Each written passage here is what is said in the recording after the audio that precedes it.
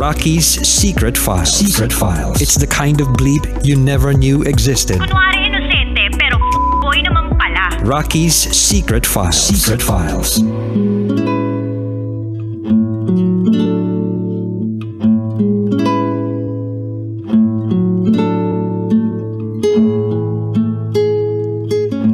And we're back. Kasama nyo pa rin si DJ Rocky and this is Don Don's Secret Files. Si Don Don na nakagawa ng kamalian sa kanyang girlfriend. Pinatawad naman siya ng kanyang girlfriend sa ginawa niyang panloloko. Pero ang nangyari, ginawa rin ng kanyang girlfriend sa kanya ang ginawa niyang pagkakamali. So, nagkalokohan silang dalawa. Pero yung si Don Don, 1 point. Etong girlfriend niya na si Shen, 2 points. Parang hindi quits tuloy. Sayang. Dapat umisa ka pa para quits na kayo. Hindi po ganun yun. Okay. Anyway, pakinggan na natin ang mga kabisyo natin nag-share ng kanilang mga thoughts, comments, suggestions, and violent reactions. Ito po ang sabi ni Paulo Escobar Ramirez. Hi DJ Rocky at sa lahat, may kasabihan na kung ayaw mong gawin sa'yo, huwag mong gawin sa iba. Naguguluhan ako sa relasyong meron kayo. Gantihan lang pala ang peg. From Paulo Ramirez. The golden rule is, don't do unto others what you want to do unto you. Kung naintindihan mo yun, ang galing mo naman. Pero kung hindi mo naintindihan, i-research mo na lang sa Google. Ito naman sabi ni Chris Mendoza. Sa letter sender nating si Don Don, para sa isang LDR, wala talagang perfect yan. Wala naman talagang perfect na relationship. Ito naman sabi ng ating kabisyo na si Red. Hi Don Don, gusto ko sanang maawa sa'yo. Kaso mukhang parehas lang kayo ni Shenshen na naging marupok. Naging normal sa inyong maghanap ng kalinga sa iba kapag nakakaranas ng pagsubok sa relasyon. Hindi deserve ni Shenshen ang ginawa mo at hindi mo rin deserve ang ginawa niya sa iyo. Sana lang hindi nyo na ulitin ang mga nagawa nyo noon. Learn your lessons in the past kasi yan ang baon mo sa iyong future.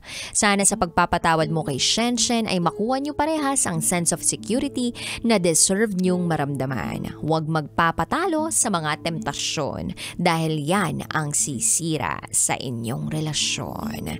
From Red. True! Huwag magpapatalo sa temptasyon dahil yan ang makakasira ng inyong relasyon. Ilang relasyon na ba ang nasira dahil sa temptasyon?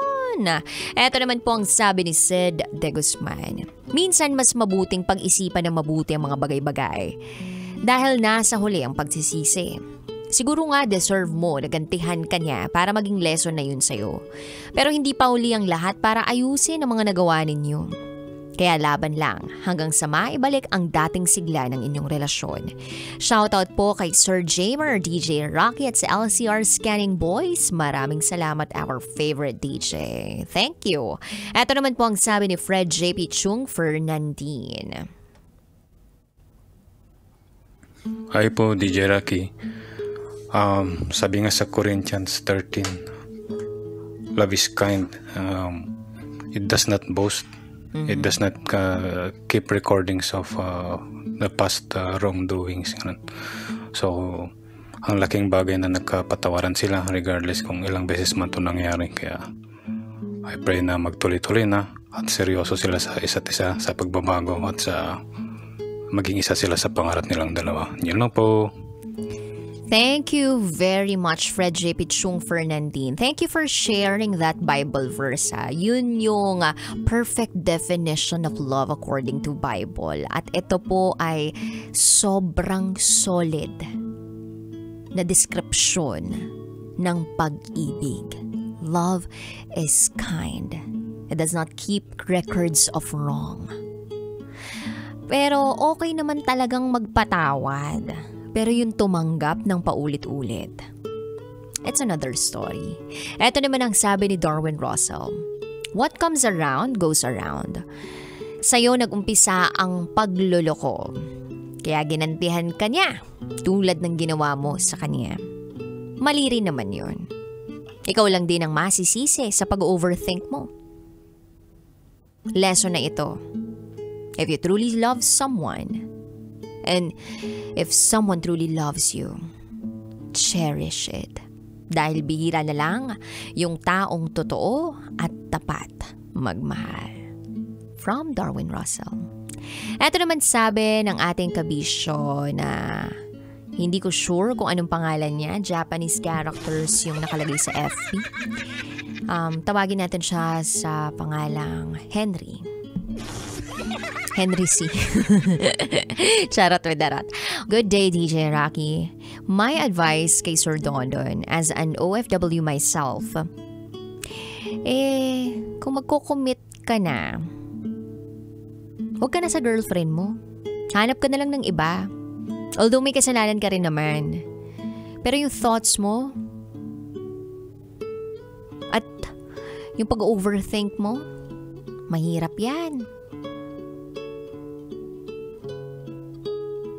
What more kung hindi kayo magkasama? Araw-araw maiisip na baka magloko siya ulit. Para sa akin lang to Listening here from Saudi. I'm Raymond. Raymond pala pangalan mo, hindi pala Henry. Thank you, Raymond. Ito pa sabi ni Igop Motovlog. Laban lang sa buhay, Don. Maging matatag ka. Magdasal para ibsan ang pagka-homesick. Maabot mo rin ang pangarap ninyo ng girlfriend mo. Naway pag-uwi mo ng Pinas, siya pa rin ang magsusundo sa'yo. Pabati po sa Paps Pa-Install Motorworks, kay Paps Marson and TNVR The Boss Grab Cars at sa Solid Independent Riders Group Capitolio Chapter na naka-grab on sa kakalsadahan. Thank you, Igop Motovlog. Hi din kay Bernard Laurejas. Hello din kay Lance Noggy Boy Atcha Jr. Hello po. Dapat huminto na talaga siya sa pagjojowa kung hindi marunong makontento. Tsaka dapat hindi siya huminto sa pag-aaral. Nagtulungan sana kayo ng jowa mo para maipagmalaki mo rin yung sarili mo. Pabati po sa buong Team Rocketeers at sa bumubuo ng Love Radio. Thank you. Hi din kay Aris Jordan Santos na ang sabi, mandatory ba na kapag nasa relasyon, kailangan magloko yung isa? Bakit kasi hindi nila makontento sa relasyon na meron? Masarap ba sa pakiramdam na nakagante? Mahirap pag nasira na yung tiwala sa relasyon. Yun lamang po. Thank you. Hi kay Keisuke Sato at ang sabi niya rito ay, ang lesson rito ay matuto kang makontento. Meron ka na tapos makikipagkita ka pa sa iba tapos may nangyari pa. Doon pa lang maling-mali ka na. Tama, hindi tayo perfecto pero desisyon mo yun. Pwede namang maiwasan ang mga bagay na yun. Pinairal mo ang kalibutan mo. Charot with harot. Ngayon, binawian ka na. Nag-iisip ka na ng kung ano-ano. Consequences yan ng mga ginawa mong mali. Ngayon, isipin mo na talaga kung talagang siya na, kung worth it ba ang pagpo-propose mo. Baka sa huli, kapag pamilyado na kayo, magbatuhan pa rin kayo ng plato. Lesson for today, kapag si DJ Rocky lang, Charis. Okay, thank you kay Suke Sato. Hi kay Charles Sanko, hi kay Giovanni Andon, Marvin, Mark Bautista. Ang dami pang nagko-comment. Thank you. Hindi ko na po mabasa lahat ng mga komento ninyo for our secret file for this afternoon. Kasi focus na talaga tayo kay Dondon Dondon, gusto mo ba na yung gawin sa'yo na kamalian paulit-ulit parang pangalan mo? Dondon, 2 beses. Gusto mo ba tawagin ka ng mga 5 beses? Dondon, para 10 na yung pagkakamali. Charot lang with harot. Kung ayaw natin gawin ng tao sa atin, huwag natin gagawin sa iba. Pag nasa relasyon na tayo, huwag na tayong maglaro pa ng apoy sa iba. Matutong makontento. Kung may issue sa jowa, pag-usapan. Kung hindi naayos yung issue, kung hindi magbago-bago yung jowa, edi magbago ka ng jowa, yung malinis yung maayos. Napakikipag-iwalay. Pero kung yun at yun pa rin, dahil nga sabi mo, hindi kayo perpekto, hindi tayo perpekto, tao lang nagkakamali, at willing ka namang pagdaanan lahat ng hirap para makipag-reconcile, para maayos, para maging healthy ulit ang relationship ninyo, then go ahead. Wala namang pumipigil sa'yo eh. Pero tandaan mo, ang pag-aasawa ay hindi parang mainit na kanin na kapag napaso ka, iluluwa mo na. Hindi po yun ganun. Sure ka na ba? Willing ka ba na pagdaanan lahat ng hirap, sakit,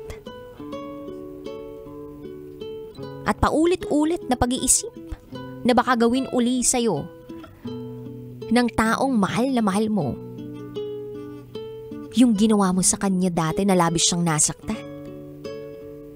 Kasi kapag oo ang sagot mo na willing kang pagdaanan lahat ng yon, then wala nang makapipigil sa iyo. Go ahead.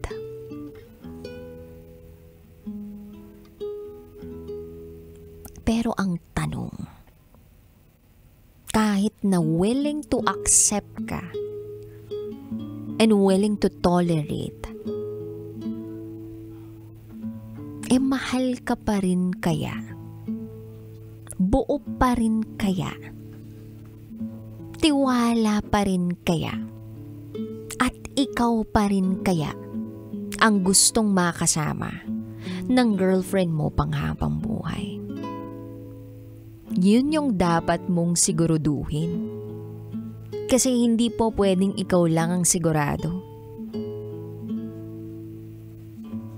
Kapag nabigyan po kayo ng pangalawa, pangatlong pagkakataon, pagkatapos ninyong magkamali sa taong sinasabi ninyong mahal na mahal ninyo, utang na loob, ayusin nyo na po.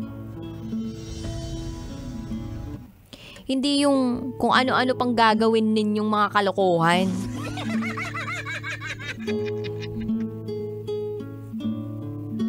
Kasi hindi na yun basta-basta pagkakamali. Kung naulit pa yun ng naulit. It's already a choice. Kung gusto mo ng payapang buhay,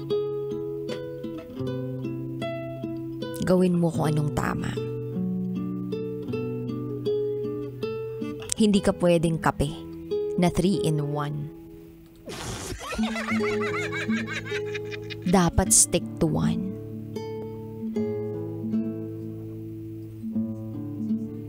So I hope maging okay ang lahat sa inyo ng girlfriend mong si Shenshen.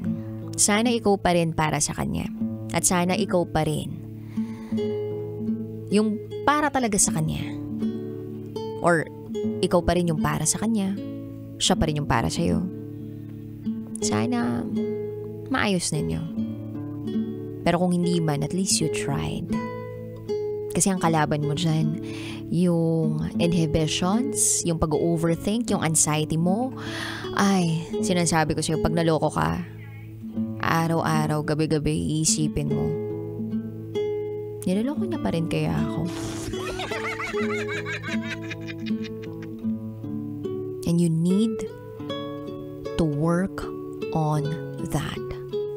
And your partner, side by side, ay tumutulong din dapat sa iyo para ma-workout yun.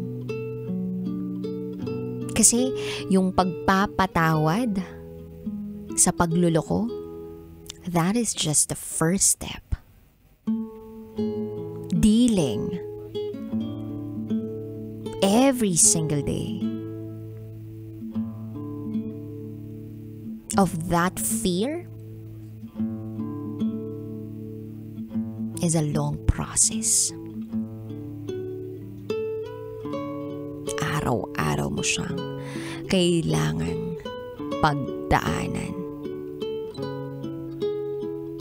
hanggang sa makuha mo na talaga yung sense of security na nararapat para sa relasyon na meron kayo.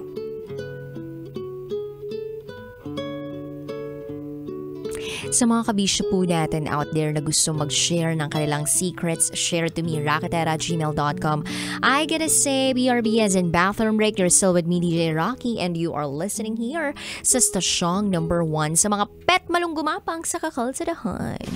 90.7 Love Radio. Kailangan pa bang i-memorize yan?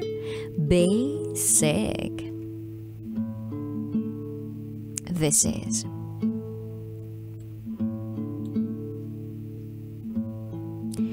Dondon's Secret 5. Kailangan pa bang i-memorize yan? Love Radio Basic!